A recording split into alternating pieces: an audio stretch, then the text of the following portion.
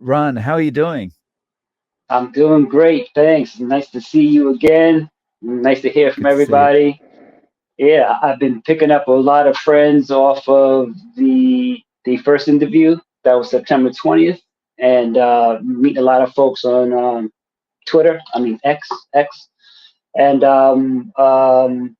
since then, let's see, I'm going on day 200, and I think the thing today said 240 something because it's been since May 1st. For folks who are new here, I don't know if you'll have a link to the first interview compared to this one. Um, but I was keto for 5 years, 5 years and 7 months up until the time of May 1st. Uh, Dave has the photo of me. While I did lose weight, I was still puffy. And then May 1st, I went carnivore. And 23 days later, I got ripped and shredded. I had so much energy. As he know, I was just up, let's see, every day at 4 a.m. washing dishes and mopping the house and cleaning and doing work and everything. Um, since then, or actually, I was experimenting with certain foods once every 3 days or four and see the effects, and I just came to the conclusion that it's just best to just stay carnivore. I think well, I'll be honest. New Year's Eve, we have a thing in my house where we order Chinese food. We have champagne with pineapple juice and whatever else. And I said, you know what? I'll just have beef egg foo young because beef, eggs, I figured I'd be all right. Um, no, brother, no. Because they cook it in it's either the peanut oil or the sesame oil or something. So going back to September, when we first met, I had taken my lady out for her dinner party, birthday, and all I had was the Thai wings, but of course they cooked that in peanut oil and everything else. And you can see how hyped up I was, how I had so many things happening and could hardly get out like five, 6 words or something. But this New Year's Eve, I had that egg foo young and the beef egg foo young, and let me tell you, about 4 hours in, I threw up. And then for the next 2 weeks, let's see, anytime I would stand up or bend down and move around, my head would spin. I was just no good. So from January 1 until about January 8th and 9th, I had to burn all that out. So I had to force myself back in the gym, even though it's cold out here. Run, and I burned it out. So only up until last week, I've been feeling a lot better. But I think I'm done with the experiments. It, it's like my friend on X, Valerie, and you know Valerie. Valerie said, "Yeah, we all love to experiment, but once we learn our lesson, that's going to be it." And I learned my lesson, but that was it. Right now, I just had sausage with eggs. I have my fat fuel shake. Um, got my mineral water, and I'm good. I'm so good. So I was going to explain too, because we were speaking before the show started about how cold it was. I had to go to North Carolina on Monday because I had a DMV appointment Tuesday at 8 a.m. 8 a.m. It's the only one that I could get. So I had to rent a car, got there. They had no more cars. So I had to come back to Brooklyn, borrow a family car, and hop on the highway. So I didn't get on the 95 until about 1 p.m. Now, as you know, I wake up at 4 a.m. every day. But that day, I don't know if I was just basically anxious to get on the road and get there, see some family. But I was already up at 1:30 a.m. So I hop on the road at 1:30 p.m. and I hit three snow squalls on the way down. uh, in Delaware, then in Maryland, then Virginia. Now in Maryland, they didn't even plow yet. It had to be about 5 p.m. 6. I was just passing the NSA building, and I was doing 15 miles an hour for 15 miles. It was going that slow. Now by 5, I was not even hungry. I was still not hungry. But I say this to speak about the benefits of carnivore is that I was not hungry, but I was still alert. I had the energy still.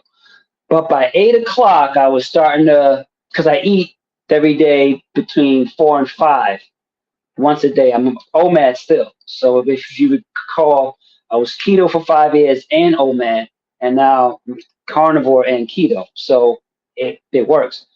But that day, the temperature dropped to maybe 20 in Maryland.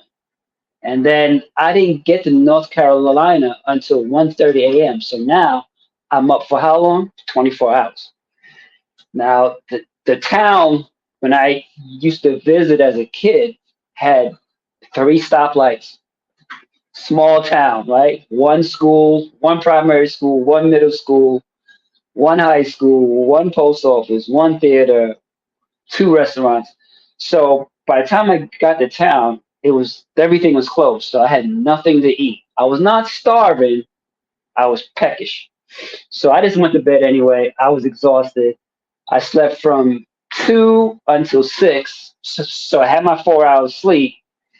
And the only thing open at that time was a spot called Melvin's. And Melvin's only serves one thing. Melvin's only serves burgers. And they open up at 7:30. They don't do eggs and hash brown. All they serve is burgers. So I walked in, and this goes to a testament of the reach of carnivore. The town has maybe 3,600 folks in it.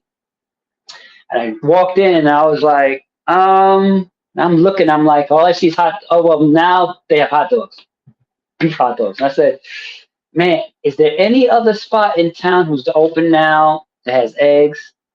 Okay, and some said, no, I'm gonna have 3 cheeseburgers. So I asked her for 3 cheeseburgers with no bun. And she goes, oh, carnivore?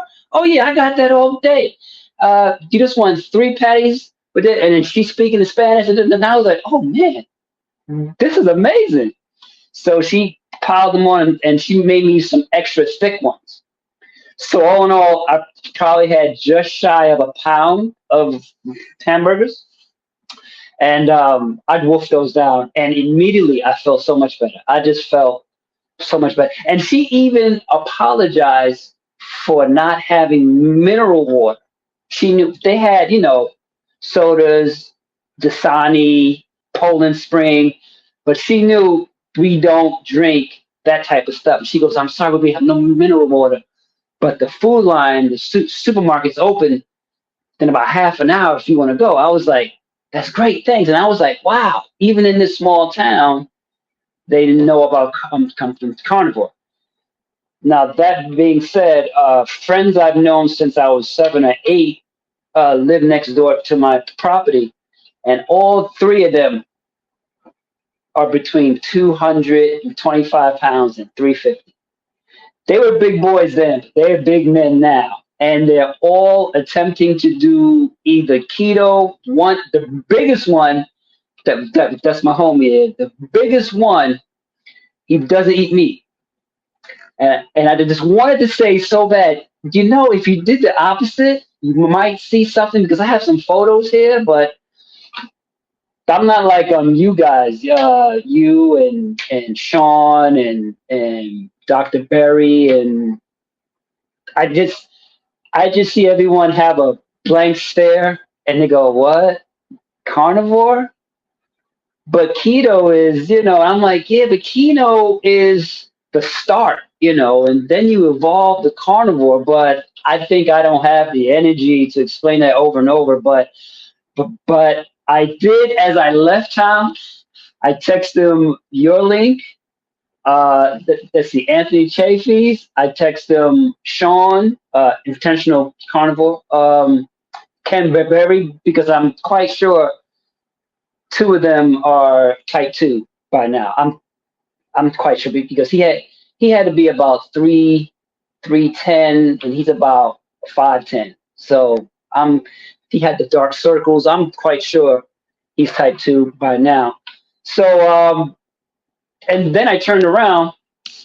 I finished DMV work, and I had to go to the town manager and then the tax office. So by now it's 11 a.m. Checked out of the hotel, and I hopped back on the road at 12 noon. And coming back, I hit snow squalls again in Virginia, and it was cold, but I was full, and I didn't stop until I had to get gas in Jersey, and then I was back in New York at 10:30. So, and I just went straight to bed. Well, 12, and I got up and I had a shake again. I had a burger. Then I'm fine now. I'm just totally fine. But no more experiments. I'm done. Anyone asks about carnivore, I send them your way. And Sean and Dave, Dr. Kiltz, he's my homie.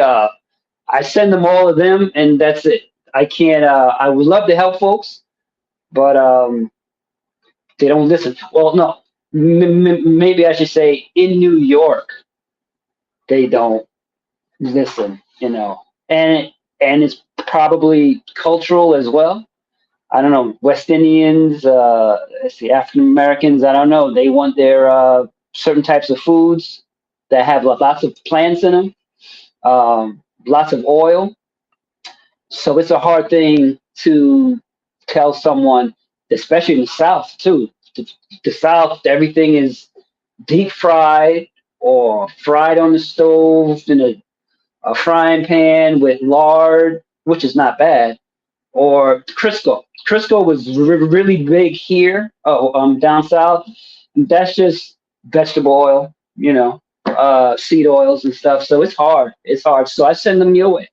That's great to hear your update that you're still going well, and it's also good for people to hear that when you stick to just eating carnivore, you do really good. As soon as you Yeah, have those kind absolutely. of those diversions, it's a good lesson. It's a good lesson to get you back on carnivore, Yeah, right?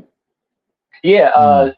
There was a short I had seen by Dr. Anthony Chafee where he said, "Sure, I could have a pizza or something, but is it worth the next 3 to 5 days of not feeling well?" And I was like, you know what? He was right. I just felt terrible. I felt horrible after that, and what I thought would be okay, the beef egg foo young is everything in it is carnivore beef and egg foo young, but it's what it's cooked in, and they use soybean oil, and my body's reaction was key. It just wanted to expel everything immediately. So yeah, definitely, it's not worth it. If you compare how I was speaking then to now, it just shows the level of, I don't know if it was anxiety or the stress or the oils ramping up. I have no idea yet. A couple of folks and I are actually researching that now, but I would rather be like this than how I was before carnivore, you know, and how I was before our first interview. I even thought that was horrible, as far as I'm concerned. But but if you notice in the comments section of your interview, I met a lot of folks who have family or experienced the same thing, and that invited them to see if it'll work for the folks they know. And I remember you had mentioned a student in your classroom, although I know you had said talking to Japanese about carnivore, they go, eh? oh, that's not gonna work. I'm Japanese. I get it. I get it. Yeah. I get it. I get it. And So sorry, if I could just jump in and clarify for mm, everyone watching, we're talking yeah. about, Oh, the sorry. Right. stuttering, right? Yeah, we're talking Right. about the Right. Right. stuttering. Right. And just, like, my own experience, like, you spoke last time about how it was much worse before and it had improved, but Right. it's Correct. much clearer, like, it's much more fluid this time, Right. than the Yeah. previous time. And that was just after I had something an hour prior. If you recall, I had left and I was texting you, I'm running home now. So I had just had that Thai food. I didn't have anything before that. I just had that. And I ran home. So, you know, I'm all pumped up and it was just in me. And then, yeah. So the difference makes me know that it's not worth having it. And it's sad that I've heard several interviews of folks who went carnivore and how people at work or friends would say, "You're not going to have fun at my birthday party, the holiday party, or anything else if you don't have some cake or have some chicken wings or something." And I've learned I'm gonna have to tell these folks, yeah, I'm not gonna have any of that. I'm sorry, but I'm gonna have fun. And they're gonna be like, oh, but you're not. You're not eating. And our society is built around having food to celebrate. And if I can't find me a burger or something, then I'll just have water. But I'll have fun. I'll have fun. And it goes to the fact that I have to learn to say no in those instances, you know, even to my lady who was like, it was her birthday, if you recall, and she loves Thai food, but, it is what it is. And the end of year party, the Chinese food and the champagne, and my body just, in 3 hours, I threw up. It was just like, get this out of me. And so, yeah, you're absolutely right, Dave. Absolutely right. And if you wanna see Rhan's first interview with me, check out this video here. Rhan, thank you so much for joining me today. I really Thank you, appreciate you Dave. coming on and I doing an always update. love you guys. Thanks a lot again. I Cheers. appreciate it. Follow my hashtag, Homo sapien superior. Just hit that link